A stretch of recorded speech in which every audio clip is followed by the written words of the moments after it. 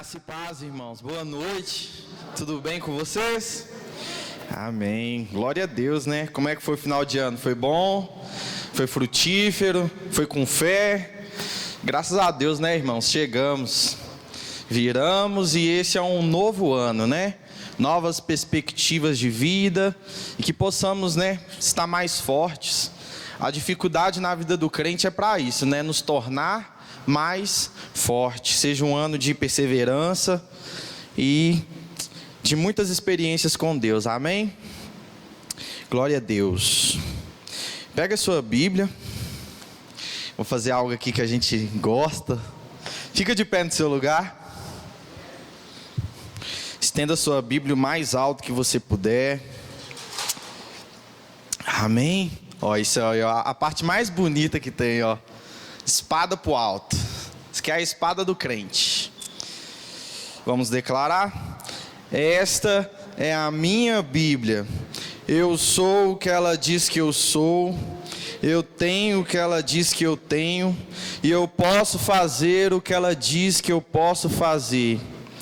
Hoje eu serei tocado pela palavra de Deus. Eu audaciosamente confesso que a minha mente está alerta, o meu coração está receptivo. Eu estou pronto para receber a incorruptível, a indestrutível, sempre viva semente da palavra de Deus. Eu nunca mais serei o mesmo. Nunca, nunca, nunca, no nome de Jesus. Amém. Dá um glória a Deus aí, se assente no seu lugar. Glória a Deus, né?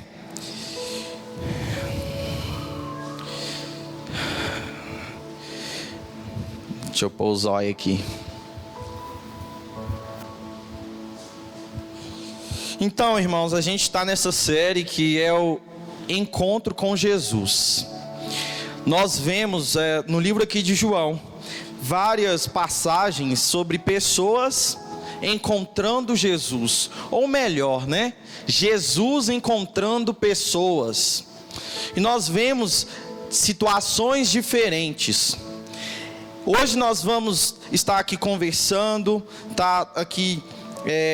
meditando nessa palavra do encontro com Jesus Cristo, com os soldados. Então, irmãos, eu gostaria aí que vocês abrissem aí o texto de João 18. Evangelho segundo escreveu João, capítulo 18.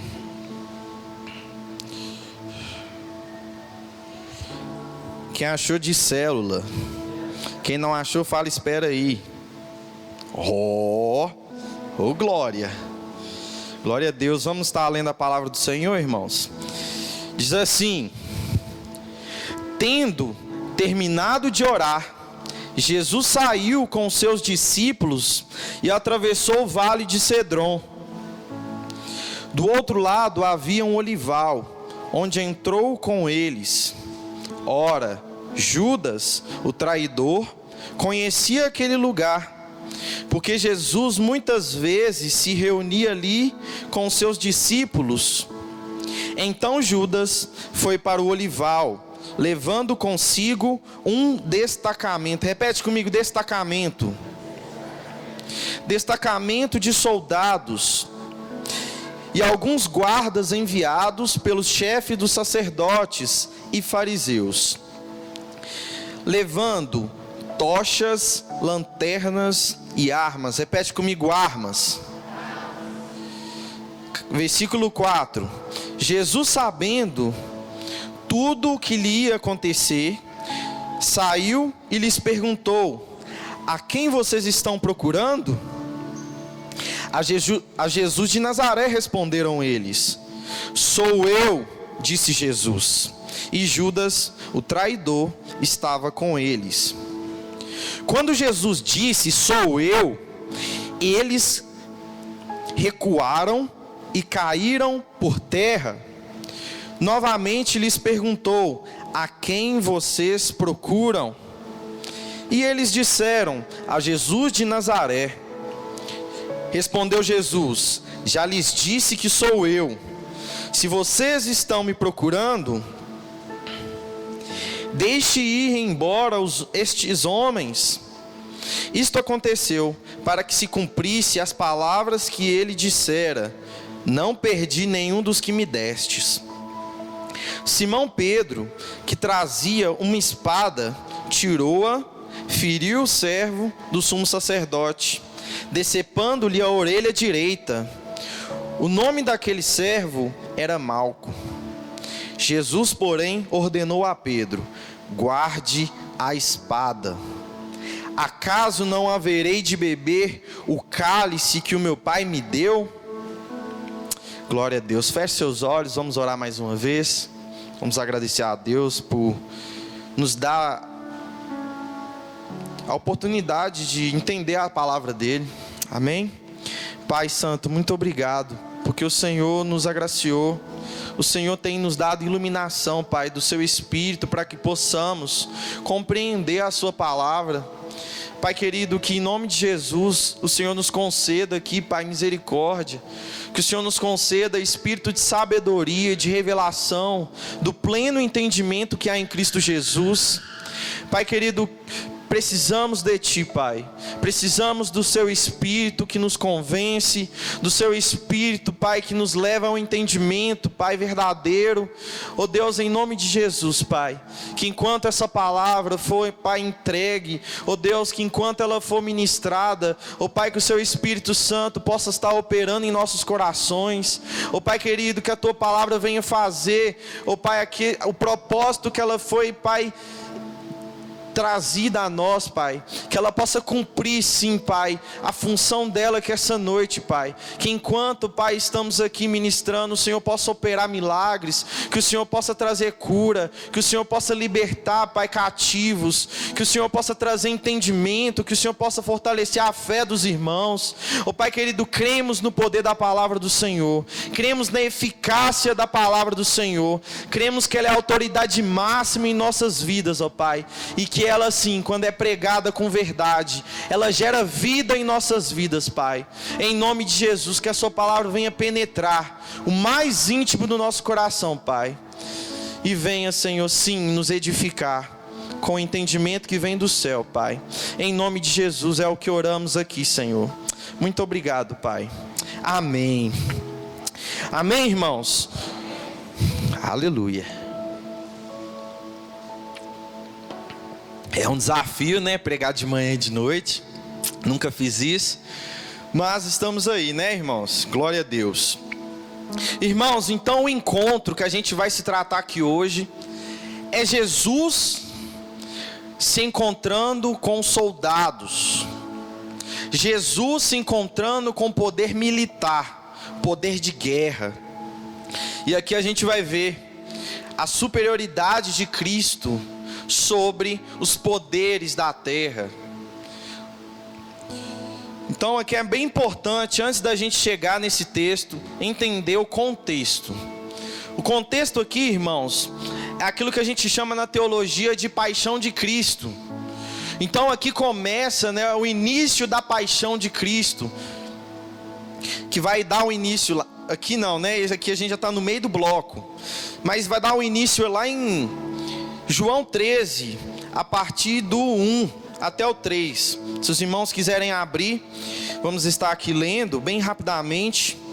João 13, a partir do 1, que diz assim. João 13, 1. Diz assim: um pouco antes da festa da Páscoa, sabendo Jesus que havia chegado o tempo em que deixaria este mundo e iria para o Pai, tendo amado os seus que estavam no mundo, amou-os até o fim. Então aqui, irmãos, a gente vai ver Cristo já declarando sobre a sua ida para o Pai. Jesus declarando que já estava no tempo oportuno, o tempo que ele ia voltar para o Pai. É interessante falar isso, porque a gente vai entender um contexto de, por exemplo, quando Jesus está na festa em Caná da Galileia, que Jesus vai transformar a água em vinho. Maria chega para Cristo e fala assim: acabou o vinho. E Jesus vai falar assim: Maria, mulher, né? Ainda não é chegado a minha hora. Ou seja, Cristo ali estava falando para Maria que ainda não era o tempo dele ir. E aqui, ó, a gente vai ver a partir do 13, do capítulo 13, Cristo falando: agora é a minha hora. Então Cristo aqui já fala que está aproximando o tempo que ele iria cumprir a sua missão. Então, tudo que a gente vai ver daqui para frente é esse contexto, o Cristo indo até a sua missão. E o interessante é que nesse capítulo 13, nós também vamos ver a traição. A partir ali do versículo 18, eu vou ler aqui bem rapidamente. João 13, 18 diz assim: não estou me referindo a todos vocês, conheço os que escolhi, mas isto acontece para que se cumpra a Escritura. Aquele quem eu partilhava do pão voltou-se contra mim. Estou lhe dizendo antes que aconteça, a fim de que, quando acontecer, vocês creiam que eu sou. Então aqui Cristo já está se referindo sobre o traidor. Ele já está se referindo que ia ser traído, e após essa traição ele ia ser entregue à morte. Então ele já prediz a cruz, porque ele, desde antes, Cristo já sabia o seu propósito. E ele vai avisar os discípulos, para que quando acontecesse, ele soubesse que ele era. Aqui a gente vai ver algo importante sobre essa citação: eu sou, né? Irmãos, a gente vai ver aqui também no capítulo 13, que após Cristo declarar sobre o traidor, Judas rapidamente já sai para fazer aquilo que ele ia fazer. Judas já parte para a traição. E aqui é bem importante que vira uma outra chave. Quando Judas sai para trair, Cristo começa a ensinar os discípulos. Então aqui a partir do versículo 31 do capítulo 13, Jesus vai começar a ensinar os discípulos. Então a gente vai ver um bloco inteiro de ensinamentos, que vai pegar do capítulo 13 a partir do 32 até João 16. Então aqui é um bloco completo de ensinamentos. Entre eles a gente vai ver Cristo falando, né, sobre o Consolador, sobre o ministério do Consolador. Aqui Jesus cita bastante sobre o Espírito Santo. E também nós vamos ver Cristo falando, né, sobre o Pai, seu agricultor, e ele ser a videira verdadeira. Então esses ensinamentos estão dentro desse bloco. E quando chega no capítulo 17, é o que que vai ser o fundo desse capítulo 18, nós vamos ver Cristo fazer uma oração. É o que chamamos de oração sacerdotal. Então, capítulo 17 de João é toda uma oração de Cristo, de consagração.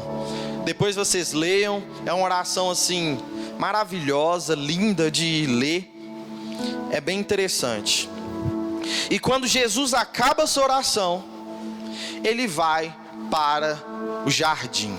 Ele vai para o Getsêmani, ou o Monte das Oliveiras. Ainda o local definido ainda não é assim tão específico, o local exato, mas é naquela região. Então aqui é bem interessante de ver. Primeira coisa, Jesus, ele se afasta da multidão para ter intimidade com os discípulos. No segundo momento, nós vamos ver Jesus se afastar dos discípulos para ter comunhão com o Pai. Então mostra essa intimidade que ele tinha, né, em oração. O ponto-chave para a gente entender é que Cristo sabia de todas as coisas que ia acontecer com ele. O ponto-chave para entender esse encontro de Jesus com os soldados é esse: nada foi por acaso, nada pegou Cristo de surpresa. Ele já tinha predito tudo o que ia acontecer. Ele já sabia da cruz, ele já sabia que ia ser traído por um amigo, ele já sabia sobre o cálice, ele sabia que ele ia morrer por causa dos pecados da humanidade, ele sabia de tudo isso. E muitas pessoas pensam que ele correu do seu propósito, mas a verdade que a gente vai entender por esse texto é que Cristo, ele vai até o propósito. Que Cristo, diante dos problemas, do medo, ele vai até ele, ele não foge. Isso é muito importante entender, que Cristo de fato era Deus, de fato ele era o soberano sobre todos, e por isso não temeu a morte, não temeu a nada. Então, irmãos, chegamos nesse texto. Esse texto que vai falar sobre o encontro de Jesus com os soldados. Aqui a gente vai ver também a prisão de Cristo. Aí na sua Bíblia talvez está encabeçado aí: Jesus é preso. Então aqui é esse bloco das Escrituras. Quais são os pontos importantes aqui? Que nessa situação de prisão, de autoridade humana vindo contra Jesus, Jesus mostra ter domínio. Jesus mostra não ter perdido, o fio da história. Jesus mostra estar no controle de todas as coisas. Em nenhum momento ele fica assim com medo daquilo que estava acontecendo. A segunda coisa que é importante é Jesus ter poder sobre os soldados, e ele demonstra isso. Ele demonstra ter poder sobre autoridades terrenas, autoridades de guerra.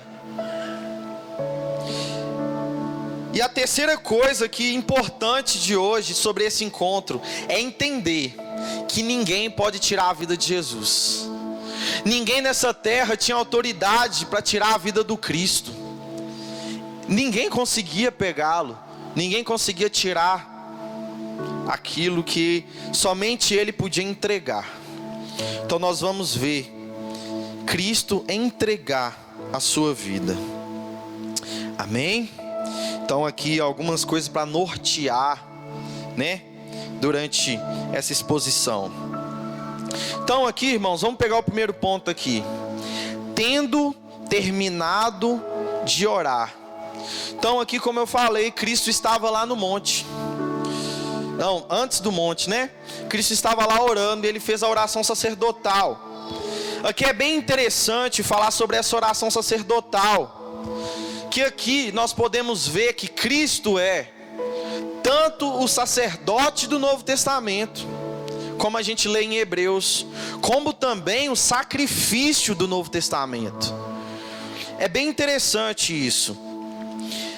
Lembra lá quando João, quem que estava no o encontro de João Batista com Jesus, não sei se foi pronunciado, que quando João Batista, ele vê Jesus, ele já aponta, ele fala, eis o Cordeiro de Deus que tira o pecado do mundo.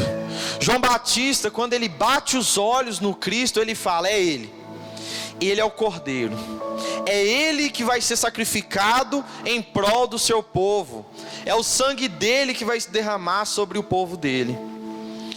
E nessa oração sacerdotal nós vemos esse aspecto dele ser o Cordeiro e ao mesmo tempo também ser o sacerdote, a função sacerdotal de interceder pelas pessoas,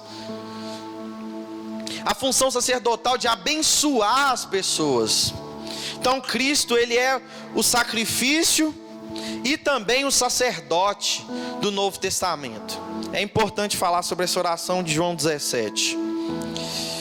Então aqui a gente vai ver alguns pontos dessa oração que Cristo estava fazendo aqui no capítulo 17.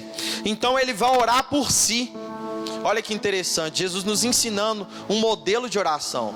Ele ora por si, para que o Pai glorifique-o, como o Pai o glorificava desde o início.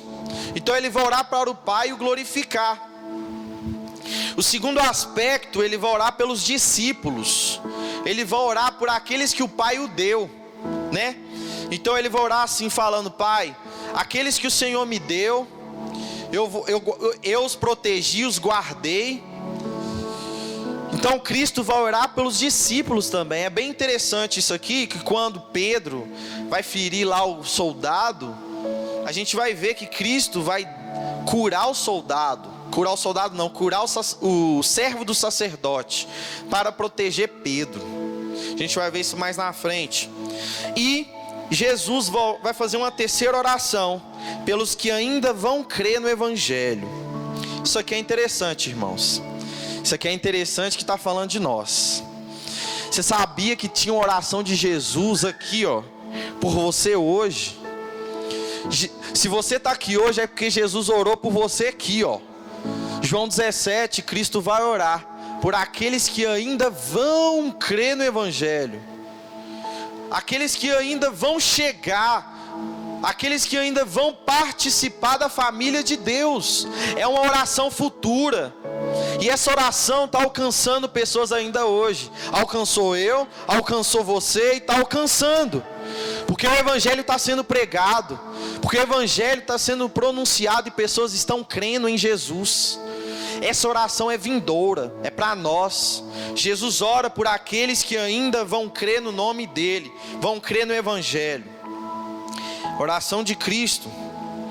E o importante, ressaltar, lá no capítulo 17, se os irmãos tiverem com a Bíblia, capítulo 17, versículo 1 a 4, vamos estar lendo,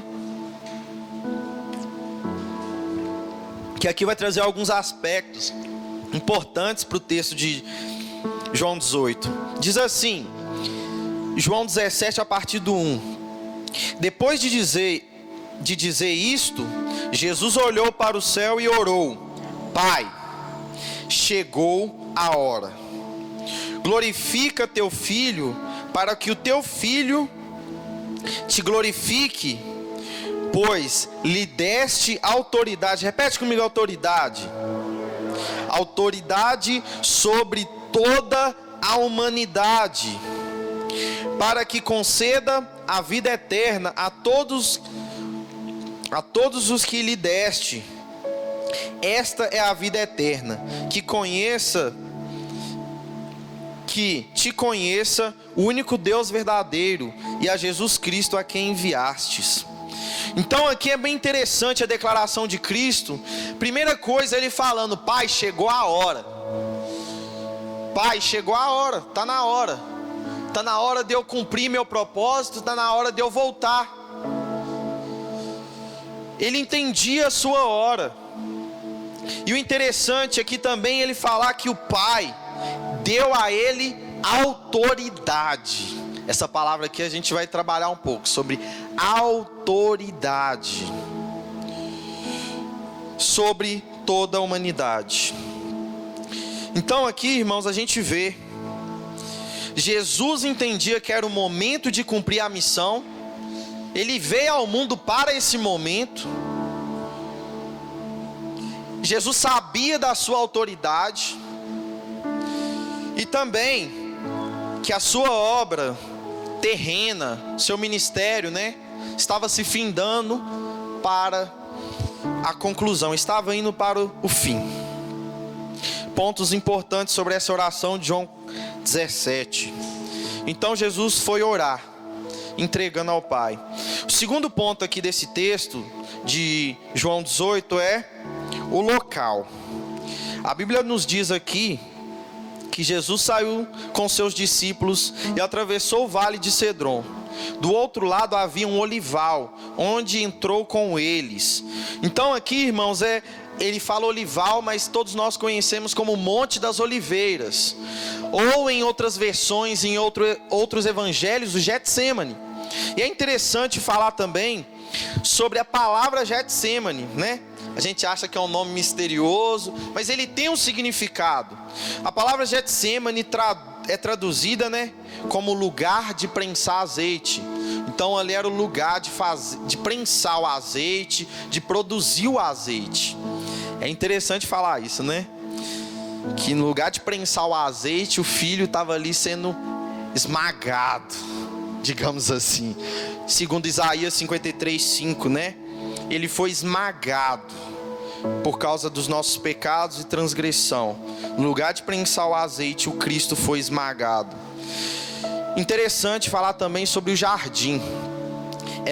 A Bíblia, né, nos traz várias figuras sobre aquilo que aconteceu antes e aquilo que acontece na frente, no futuro.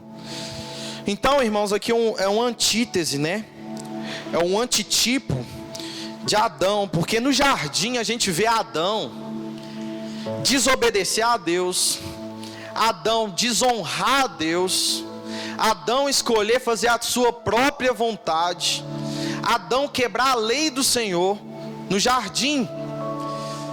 E nós também vemos aqui o oposto, o Cristo diante de um jardim, com situações piores do que a de Adão. O Cristo obedecer, o Cristo se render à vontade do Pai, e o Cristo abraçar a missão que o Pai deu. Se no lugar lá do jardim o homem desobedeceu, o homem escolheu seus próprios caminhos, nós vemos aqui nessa cena do Getsemane, o Cristo, Filho de Deus, escolhendo obedecer, escolhendo se entregar, escolhendo viver a vontade do Pai. É diferente aqui no Novo Testamento. O primeiro Adão, ele falhou em obedecer a Deus. Já o segundo Adão, ele obedece. O segundo Adão, ele faz a sua missão, ele faz o seu propósito pelo qual ele veio, ele obedece ao Pai. E é interessante também falar sobre o jardim, sobre os tempos bíblicos. Porque, irmãos, a história da Bíblia, ela gira em torno do jardim.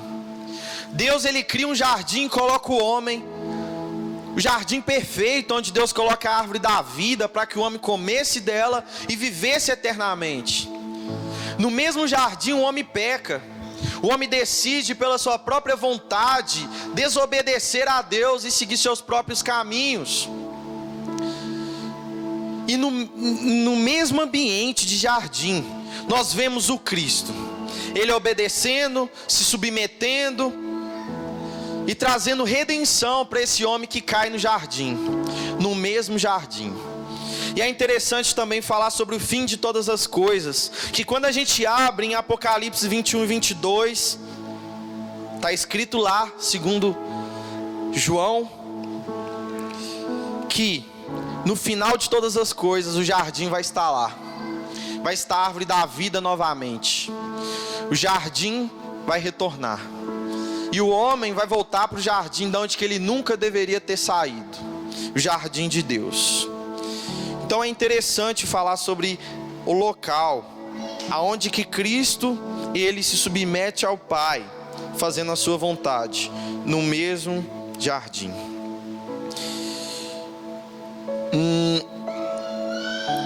Irmãos, agora vamos ver aqui também algo interessante sobre Judas, né?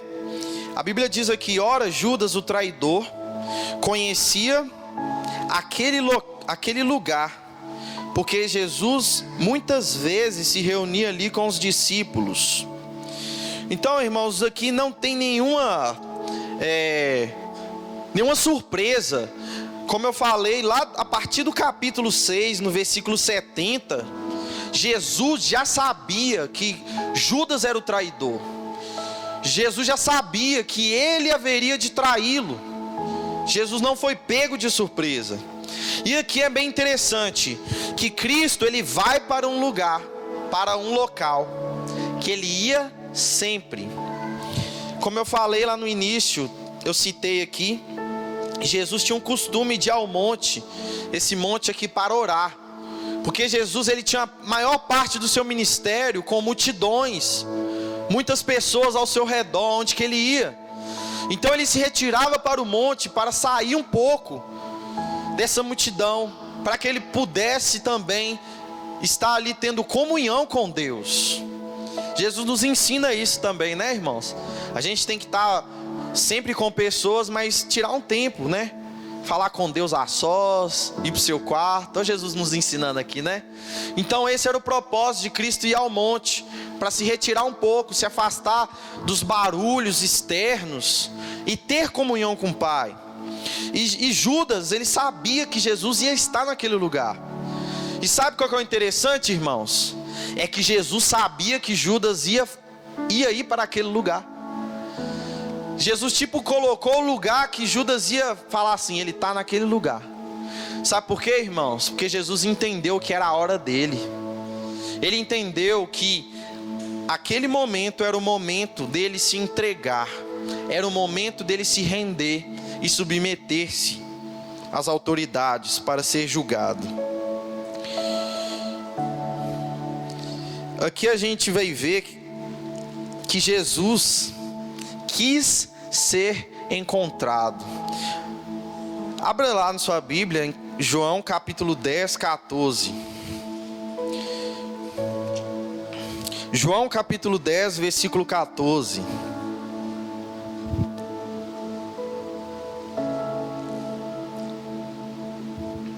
Em nenhum momento ele quis se esconder quando chegou a hora. João 10, 14. João 10, 14 diz assim: Eu sou o bom pastor, conheço as minhas ovelhas e elas me conhecem. Assim como meu Pai me conhece, eu as conheço, e eu conheço o Pai, e dou a minha vida pelas minhas ovelhas. Só até aqui. Então, irmãos, o propósito de Cristo era esse: dar a vida pelas ovelhas, se entregar. Mas é interessante falar que de várias formas eles tentaram prender Jesus, tentaram matar Jesus e não conseguiram. Por quê, irmãos? Porque não era chegado o tempo, não era chegada a hora. Mas quando chegou o tempo oportuno, o próprio Cristo se entregou. Ele falou assim: é agora, eu vou me doar. Voluntariamente eu vou me doar, porque chegou o tempo. E aqui, irmãos, a gente vai ver esse confronto. É aqui que começa a pregação, como dizem, né? E aqui a gente vai ver o encontro de Jesus e os soldados. Lembrando que Judas, ele carrega consigo os soldados. Talvez Judas ali tinha medo, né, de Jesus escapar. Judas ali, ele calculou tudo, foi tudo premeditado.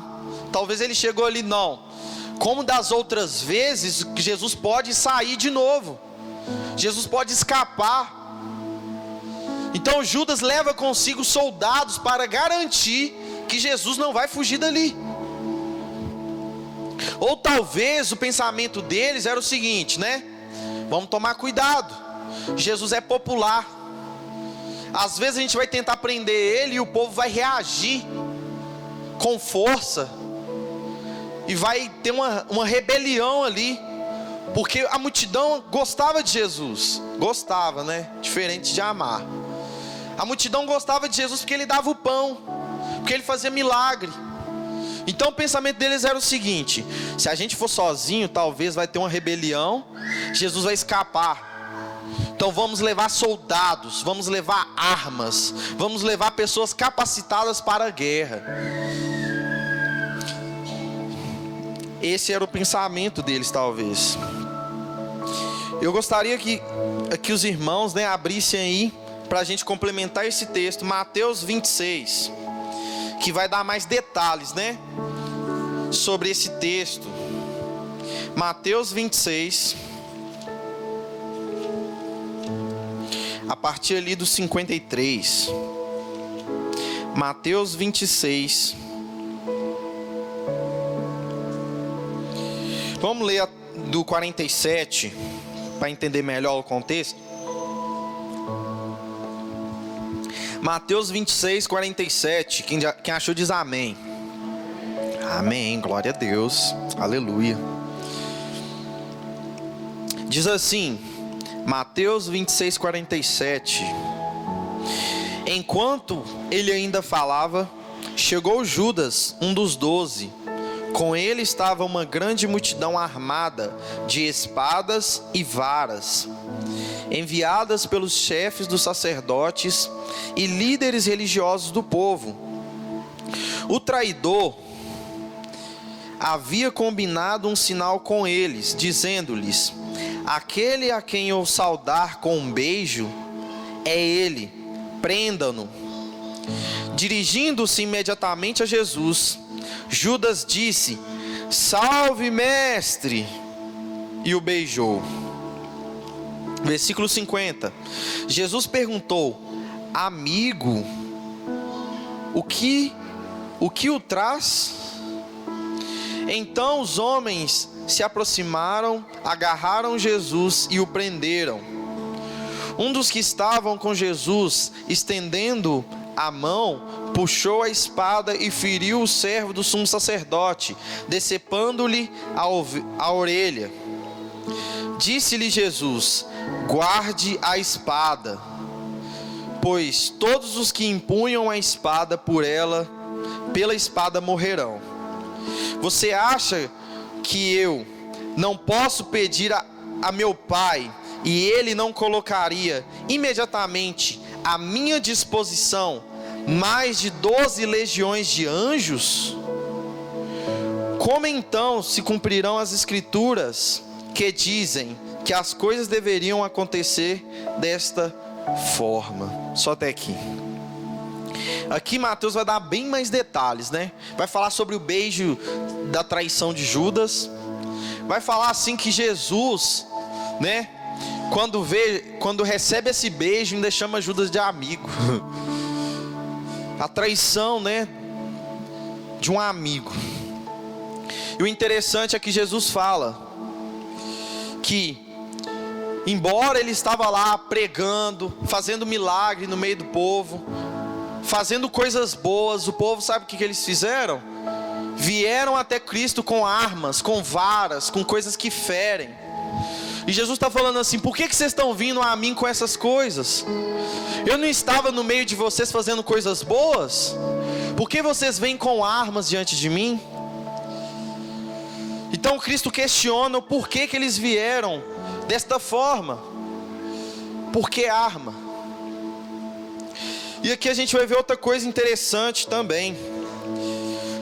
Aqui neste capítulo, é que Cristo, né, vai falar assim: se eu quisesse, vocês estão vindo com guerra, querendo guerra, se eu quisesse mandar aqui 12 legiões de anjos. Ô gente, legião, para quem não sabe, é um conjunto de 6.000 soldados. E Jesus está falando assim: se eu quisesse guerra, se eu quisesse usar poder, eu tinha mandado aqui 12 legiões de anjos. Quem que já leu a batalha lá contra Senaqueribe? O que um anjo fez? Meu irmão, um anjo do Senhor guerreou contra Senaqueribe e matou um exército. E Jesus está falando aqui: se eu quisesse usar a força, se eu quisesse destruir esses homens, eu chamaria, porque meu Pai me dá. Eu tenho autoridade sobre os anjos. Eu poderia chamá-los, eles poderiam guerrear aqui e vencer esses guardas. Mas a gente tem que entender aqui, irmãos, que Jesus não estava ali para guerrear. Jesus estava ali para se entregar. Nós temos que entender que Cristo, ele poderia sim fazer isso. Lembrando que a tentação de Satanás sempre foi essa. Jesus está lá, Satanás leva ele diante de um pináculo e fala assim: pula, salta daí, você tem poder. Você não tem poder de dar ordem aos seus anjos, ao seu respeito, e eles te guiarão, te levantarão, te sustentarão. Pula. Você não é o filho de Deus, então faz a pedra virar pão. A tentação de Jesus, meus irmãos, foi essa também, de ser tentado a usar o poder, porque ele tinha. Jesus tem poder, tem autoridade, mas a Bíblia nos ensina que ele veio para servir. Ele se esvazia de tudo aquilo que ele podia fazer por amor de cada um de nós. Ele abre mão de usar esse poder por causa do amor que ele tem pela humanidade. Então, Cristo, é bem interessante ele perguntar: por que vocês estão vindo com armas? Eu estava com vocês aí todo dia, operando milagres, maravilhas, curando, fazendo bem. E aqui é interessante que também havia soldados, tanto judeus quanto romanos. E é interessante ressaltar aqui que talvez esses soldados romanos, era por causa da festa da Páscoa. Quando acontecia a festa da Páscoa, irmãos, eles chamavam, um assentamento para estar ali contendo, para que não houvesse rebelião por parte dos judeus. Porque ali você lembra, Barrabás era rebelde, Pedro também tinha um pouquinho de rebeldia. A gente vai ver, as intenções dele de estar, confrontando os soldados romanos. Então, os judeus tinham um espírito muito nacionalista. Então eles esperavam um Messias que viesse para guerrear. Então a gente vai ver ali os soldados romanos durante as festas da Páscoa fazendo ali uma contenção. E o imperador não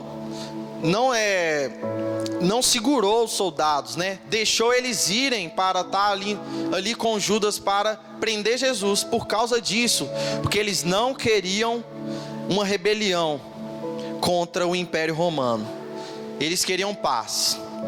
E esses soldados aqui também judeus, a gente pode talvez pensar que são os mesmos, que estavam ali no templo, quando Jesus vai curar um homem da mão, que estava enferma.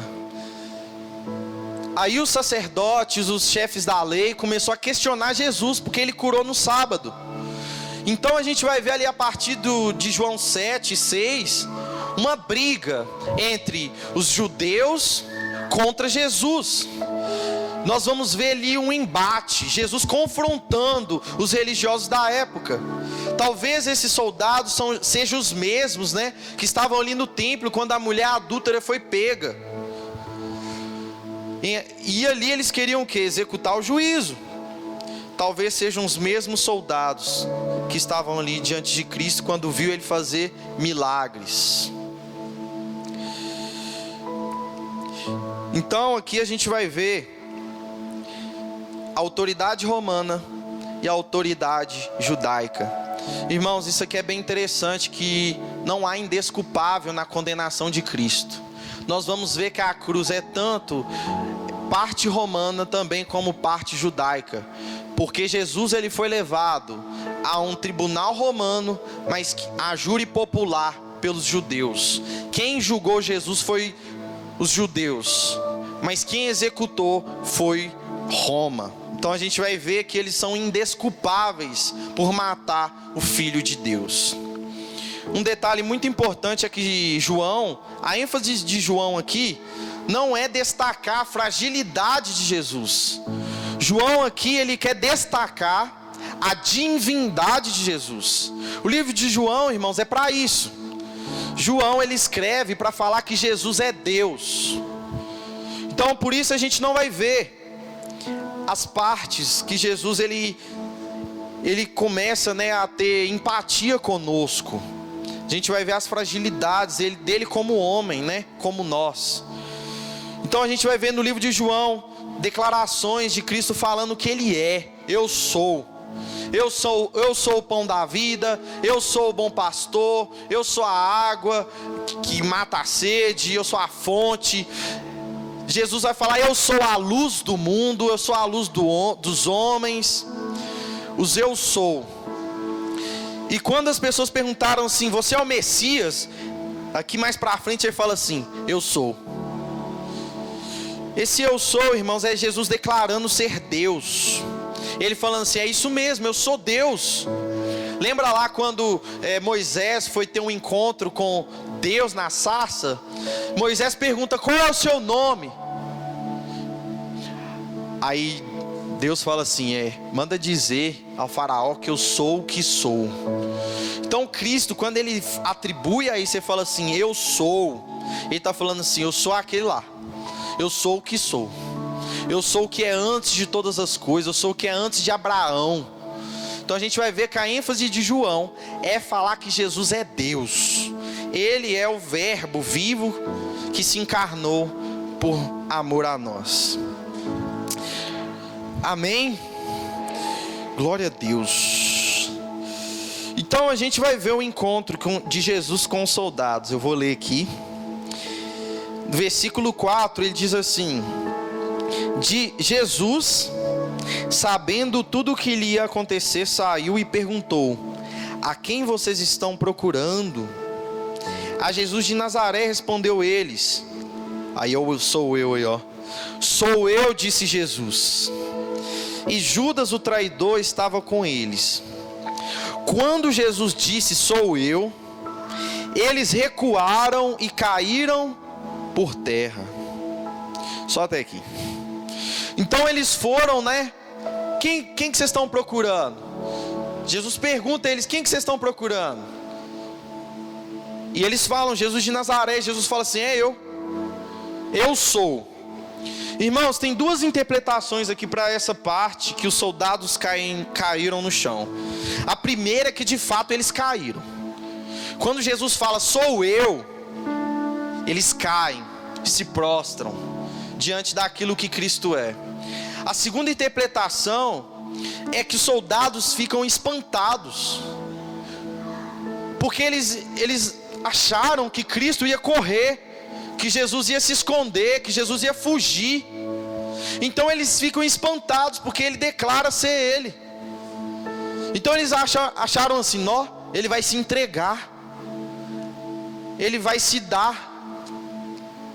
Então essa declaração que eles recuaram e ficaram espantados é por isso, talvez, porque eles entendiam que ele ia tentar fazer algo diferente. Mas eles não entendiam que o próprio Cristo se rendeu, que o próprio Cristo quis se entregar, quis se doar.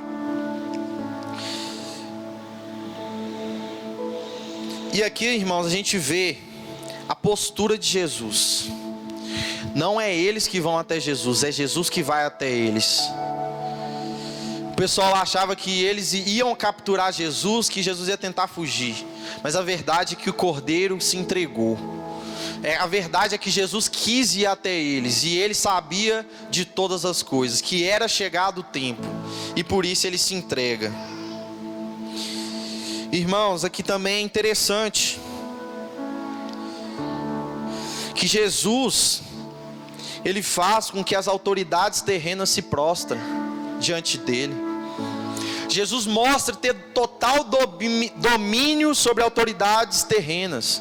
É muito interessante citar aqui também, que mais à frente aqui a gente vai ver Jesus diante de Pilatos.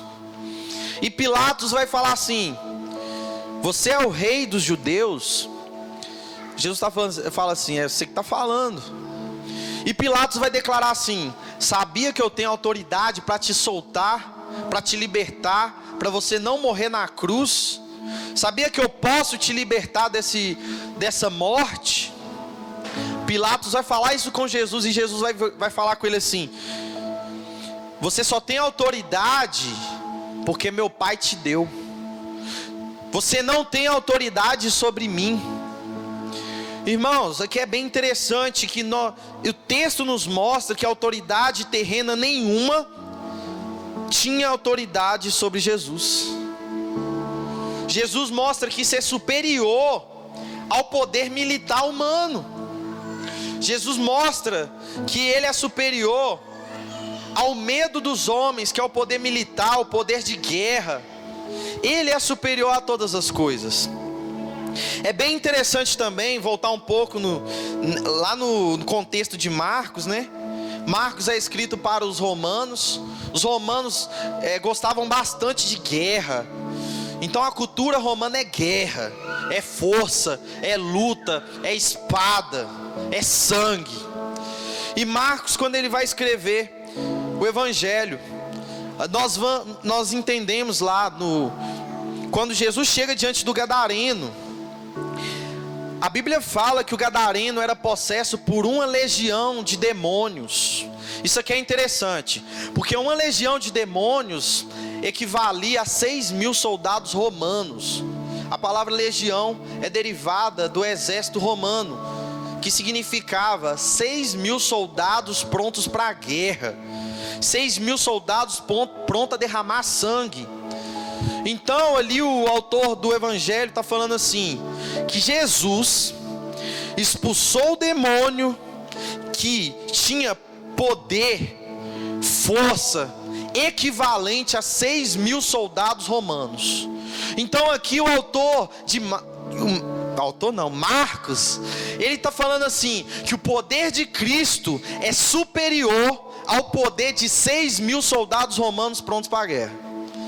É isso que Marcos está querendo dar ênfase aqui no texto do Evangelho de Marcos. O poder de Cristo sobre as autoridades, o poder de Cristo sobre a força humana, o poder de Cristo sobre os militares. A ênfase de Marcos é essa, mostrar o poder de Jesus. Quando ele expulsa um demônio com o quê? Uma palavra. Isso que é interessante, né, irmãos? A Bíblia fala assim que Jesus vai exterminar o mal com um sopro. Irmãos, deixa eu falar um trem aqui. A briga entre Criador e criatura não existe. Não tem chance para a criatura vencer o Criador. E aqui a gente vê isso. Jesus, como Criador de todas as coisas, sendo confrontado por autoridades criadas. Não existe força superior do que a do Criador. Criatura não pode fazer nada. É insignificante a nossa força diante da força de Cristo. Talvez João aqui ele queria trazer essa ênfase do poder de Cristo sobre as forças armadas. E interessante que aqui nesse texto também vai falar sobre Jesus se entregar. Novamente lhe perguntou: a quem vocês procuram? E eles lhes disseram: a Jesus de Nazaré. Respondeu Jesus: já disse que sou eu. Se vocês estão me procurando, deixe-me ir agora. Deixe-me ir embora. Deixe ir embora esses homens. Isso aconteceu para que se cumprisse as palavras que ele dissera: não perdi nenhum dos que me destes. Então aqui a gente vê uma parte bem interessante, que o Cristo, ele vai falar assim: vocês estão me procurando? Vocês querem me prender? Então me prendam. Me prendam, mas liberte os discípulos. Liberte aqueles que estão aqui. Irmãos, aqui é uma parte bem interessante que vai estar conectada com João 10, que vai falar assim que o pastor, o verdadeiro pastor, ele vai dar a vida para salvar as suas ovelhas. Ele vai se entregar para que as ovelhas pudessem viver. Então aqui a gente já vê uma aplicação dessa palavra de Jesus, porque ele se entrega justamente para salvar os discípulos. Quando Jesus ele fala assim: sou eu, me prenda, ele está falando assim: me prenda para que eles possam sair, para que eles possam viver. O verdadeiro pastor é esse, irmãos. Por isso que Jesus é o bom pastor, que quando veio o lobo, veio o mal contra ele, ele não correu, ele não fugiu e deixou seus discípulos serem capturados. Ele falou assim: me prenda no lugar deles. Jesus estava mostrando ali que ele ia entregar a vida por aqueles, pelos seus discípulos. Esse é o contexto de João 10. Se os irmãos depois pararem e lerem, é isso. E aqui a gente vai ver uma citação de João 17:12, que vai falar assim: para que se cumprisse aquilo que o próprio Cristo disse, né? Não perdi nenhum dos que me destes. Então aqui, irmãos, a gente vê a própria profecia de Cristo se cumprindo em não perder nenhum discípulo. Por que ele não perde nenhum discípulo? Porque ele deu a vida pelos discípulos. Ele amou aqueles discípulos a tal ponto de estar entregando aqui mesmo, no capítulo 18, a sua vida por eles, para salvar a vida deles. E dentro desse bloco ainda, a gente vai ver um acontecimento, que é Pedro. A partir ali do versículo 10, vemos Pedro né, que trazia uma espada, feriu o servo do sumo sacerdote, corta-lhe a orelha, né? E aqui João vai trazer o nome desse servo do sumo sacerdote, que era Malco. Talvez João conhecia de vista, sabia o nome dele. Ele é o único que vai colocar o nome de Malco. E a Bíblia vai falar aqui que Jesus vai advertir Pedro: Pedro, guarda a sua espada. Acaso não haverei de beber o cálice que o meu pai me deu? Irmãos, aqui eu vou finalizar falando de Pedro. É bem interessante que Pedro, ele sempre foi assim, né? Querendo proteger Jesus. Ele sempre foi para frente. A gente lembra lá daquela declaração que tu és o Cristo, Filho do Deus vivo. Pedro, né, dá uma declaração linda sobre o Cristo, uma declaração vinda do próprio Pai para ele, uma revelação sobre quem Jesus era. E ao mesmo tempo Pedro, né, dá uma declaração errada. Qual foi essa declaração? É bom entender por causa desse contexto, que Jesus fala sobre a sua morte. Jesus fala assim: eu vou para a cruz, eu vou morrer, eu vou me entregar. Aí o que o Pedro faz? Você não vai não? Eu vou te proteger, Jesus. Você não vai para a cruz, você não vai morrer. E Jesus vai falar assim: Pedro não, Satanás, aparte-se de mim, porque você não conhece os planos de Deus, você conhece os planos terrenos. Irmãos, aqui é bem interessante que o espírito judaizante daquela época era esse, que o Messias viria para quê? Para a guerra, para lutar contra soldados, para combater os romanos, para ganhar, destruir Roma, libertar os judeus do cativeiro romano. Era essa a intenção dos judeus quando o Messias viesse. Só que quando Pedro vê um discurso de Jesus que fala ser o Messias, segundo ele, né? Ele disse ser o Messias, e ele falando que vai morrer, Pedro fala assim: não, você vai morrer não, você tem que libertar a gente. Pedro, ele estava com a mente num plano terreno. E novamente a gente vai ver Pedro lá no capítulo 13 de João. Jesus, né, no lava-pé, ele indo para lavar o pé, Pedro fala assim: você não vai lavar meu pé não. Não, você vai lavar meu pé não, Jesus. Jesus fala assim: se eu não lavar seu pé, você não pode ter parte comigo, Pedro. Você não está entendendo o que eu estou fazendo aqui, mas um dia você vai entender. Jesus estava ensinando ali que ele veio para esse propósito de morrer, de servir, de se entregar na cruz. Pedro, ele estava com a mente em outra coisa, em outro projeto. Então Pedro fere Malco, talvez por autoproteção, mas o mais evidente aqui tentando proteger o Cristo. Talvez ali ia começar uma rebelião. Talvez ali Pedro também seria crucificado. Mas tinha uma promessa aqui do próprio Cristo, que ele ia preservar os seus discípulos. E por isso nós vemos Jesus colocando a orelha no lugar. Jesus curando a orelha de Malco. Lucas vai relatar isso, que Jesus cura a orelha de Malco, evitando, irmãos, uma rebelião, evitando que talvez ali a gente visse 4 pessoas sendo crucificadas, e uma delas Pedro, porque era um rebelde contra o império. Então Jesus salva Pedro aqui. E Pedro, irmãos, quando ele tem um encontro com Jesus lá na frente, eu já estou antecipando aqui talvez quem vai pregar, Jesus chega: Pedro, você me ama? Realmente você me ama, Pedro? E a palavra de Pedro era tipo assim: eu gosto de você, Jesus. Pedro, você tem coragem de fazer o que eu fiz, de se entregar? Pedro, seu amor é o suficiente? Chega um tempo que Pedro desiste e fala assim: Senhor, tu sabes.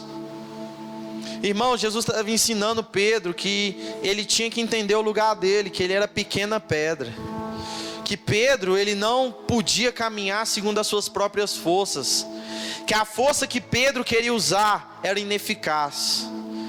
A força de Pedro estaria em Cristo e não nele mesmo. Pedro era uma pessoa cheia de si, mas Jesus ensinou que ele era pequena pedra e a rocha era o próprio Cristo. Então Jesus vai curar Pedro. A gente vai ver isso lá no final.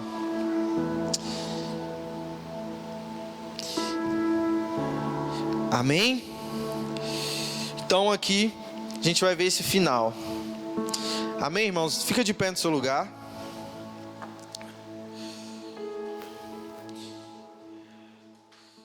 Quando Jesus, é bem interessante aqui, eu quero aplicar isso aqui, esse ensino. Porque nós ficamos olhando para o cenário da terra, olhamos as autoridades, e eu quero aqui deixar algo que muita gente, tem falado na internet, sobre a nova ordem, sobre ordem de homem, sobre ordem política. Irmãos, aqui está bem claro que a autoridade de Cristo é acima de ordens humanas, que a autoridade de Jesus é acima de qualquer ordem que vier. Irmãos, tem muita gente aí com medo de autoridades que vêm de homens. Jesus aqui nesse momento, Ele mostra ser superior a qualquer autoridade colocada aqui na terra, porque toda autoridade é dada por Deus. É Deus que concede autoridade a homens, e a maior autoridade é vinda dele. Então por que tememos? Se Cristo é a autoridade máxima, os soldados aqui temeram quando viram o Cristo que é Rei dos Reis, Senhor dos Senhores. E às vezes a gente fica cabisbaixo achando que o Cristo é somente o Cordeiro. De fato, Ele veio primeiramente como Cordeiro. Ele veio para se entregar. Ele veio como o fraco. Ou seja, Ele se fez fraco por amor a nós. Ele se fez pobre por amor a nós. Mas irmão, quando Ele vier, Ele não vai vir fraco não. Quando Ele vier, Ele vai vir como um leão que ruge. Ele vai vir para destruir poderes e potestades. Ele vai vir para estabelecer o seu reino. Ele virá para dominar sobre todas as coisas. É esse o Cristo. É esse o Cristo que a gente cultua. É esse o Cristo que a gente crê. É esse o Cristo que orou por você lá em João 17. É o Cristo que intercede por você todos os dias. É o Deus Todo-Poderoso. É o Criador. É o pão da vida. É o Senhor dos Senhores. É a fonte da água viva. É esse Jesus que a gente está falando aqui. É esse Jesus que fez todas as autoridades se curvar. Espantem que o livro de Apocalipse fala que diante do Cordeiro todos os joelhos se dobrarão diante dele. Esse é o Jesus ressurrecto que a gente prega e que a gente cultua e chama de Senhor. Amém? Glória a Deus por isso. Vamos orar, feche seus olhos.